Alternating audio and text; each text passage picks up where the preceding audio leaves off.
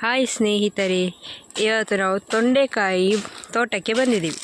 ನೋಡಿ ತೊಂಡೆಕಾಯಿ ಕೂಡ ತೋರಿಸ್ತೀನಿ. ನೋಡಿ ತೊಂಡೆಕಾಯಿ ಬಳ್ಳಿ ನೋಡಿ, ಹಾಗೆ ತೊಂಡೆಕಾಯಿಯಲ್ಲಿರುವ ಹೂಗಳು ಕೂಡ ನೋಡಿ. ನೋಡಿ ತೊಂಡೆಕಾಯಿ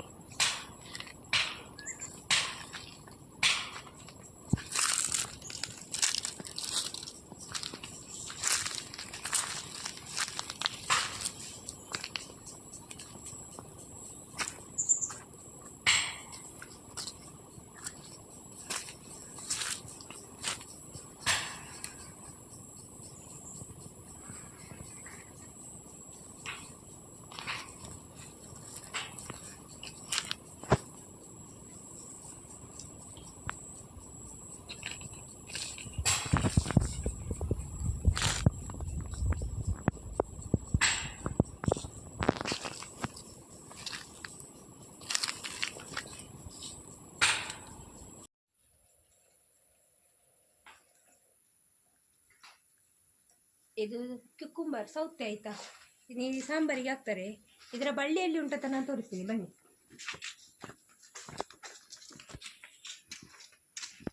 ನೋಡಿ ಸ್ನೇಹಿತರೆ, ಬಳ್ಳಿ ಇಲ್ಲಿ ಉಂಟು. ಇದರ ಬಳ್ಳಿ ನೋಡಿ.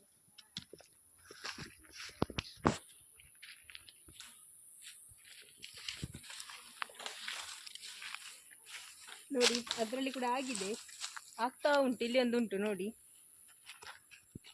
ಅಲ್ಲಿ ಒಂದುಂಟು, ಒಳಗೆ ಇನ್ನೊಂದು.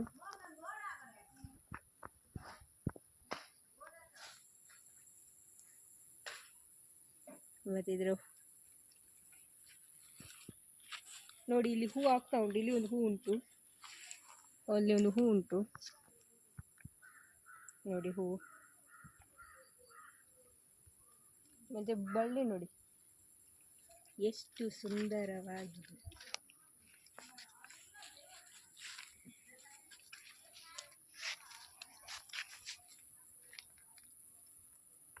ಬಂದಿರುವ ತೋಟಕ್ಕೆ ಬಂದದ್ದು ಪಾಲಕ್ ಬಜ್ಜಿ.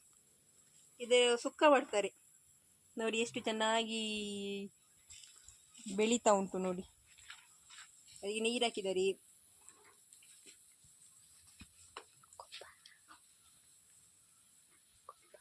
ಗೊಬ್ಬರ ಹಾಕಿದ್ದಾರೆ, ಹೀಟ್ ಹಾಕಿದ್ದಾರೆ, ಮಣ್ಣು ಹಾಕಿದ್ದಾರೆ, ಮತ್ತೆ ನೀರು ಹಾಕ್ತಾ ಇದ್ದಾರೆ ಡೈಲಿ. ನೋಡಿ ಅದೆಷ್ಟು ಗಟ್ಟಿ ಮುಟ್ಟಾಗಿದೆ. ಮತ್ತೆ ಸಗಣಿ ನೀರು ಹಾಕ್ತಾರೆ.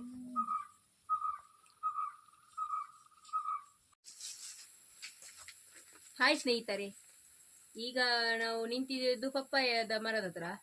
ಪಪ್ಪಾಯದಲ್ಲಿ ಎಷ್ಟು ಟೈಪ್ ಎಲ್ಲ ಮಾಡ್ತಾರೆ ಅಂದ್ರೆ ಒಂದು ಹಣ್ಣನ್ನು ತಿಂತಾರೆ. ಮತ್ತೆ ಪಪ್ಪಾಯದಲ್ಲಿ 2 ಟೈಪ್ ಉಂಟು. ಒಂದು ರೆಡ್ ಕಲರ್ ಇದು, ಮತ್ತೆ ಇನ್ನೊಂದು ಆರೆಂಜ್ ಟೈಪ್ ಇದು. ಮತ್ತೆ ಪಪ್ಪಾಯ ಕಾಯನ್ನು ಪದಾರ್ಥ ಮಾಡ್ತಾರೆ. ಮತ್ತೆ ಅದರ ಎಲೆಯಲ್ಲಿ ಉಂಟಲ್ಲ, ತುಂಬಾ ಉಪಯೋಗ ಉಂಟು. ಎಂತಂದ್ರೆ ಈಗ ಡೆಂಗ್ಯೂ ಫೀವರ್ ಎಲ್ಲ ಬಂದ್ರೆ ಜಾಸ್ತಿಯಾಗಿ ನಾವು ಹೋಗುವುದೇ ಹಾಸ್ಪಿಟ್ಲಿಗೆ. ನಾವು ಹಾಸ್ಪಿಟ್ಲಿಗೆ ಹೋಗ್ಬಾರ್ದಂತಲ್ಲ. ಅದರ ಎಲೆ ಉಂಟಲ್ಲ, ಒಂದು ಎಲೆಯನ್ನು ಚೆನ್ನಾಗಿ ತೊಳೆದು ಮಿಕ್ಸಿಯಲ್ಲಿ ಗ್ರೈಂಡ್ ಮಾಡಿ ಅದರಲ್ಲಿ 1 ಸ್ಪೂನು ರಸ ಕುಡಿದ್ರೆ ಸಾಕು. ನಿಮ್ಮ ಡೆಂಗ್ಯೂ ಫೀವರ್ ಪಟಕ್ ಮಾಯ.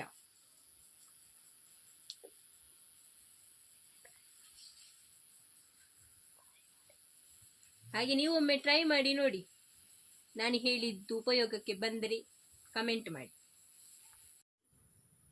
ಈಗ ನಾವು ಬಂದದ್ದು ಅಲಸಂಡೆಯ ತೋಟಕ್ಕೆ. ನೋಡಿ ಅಲಸಂಡೆ ಆಗಿದೆ, ಕೆಲವು ಚಿಕ್ಕ ಚಿಕ್ಕದಿನ್ನು ಆಗಬೇಕಷ್ಟೇ. ಇನ್ನು ಹೂವೆಲ್ಲ ಆಗಿದೆ ಅದರಲ್ಲಿ.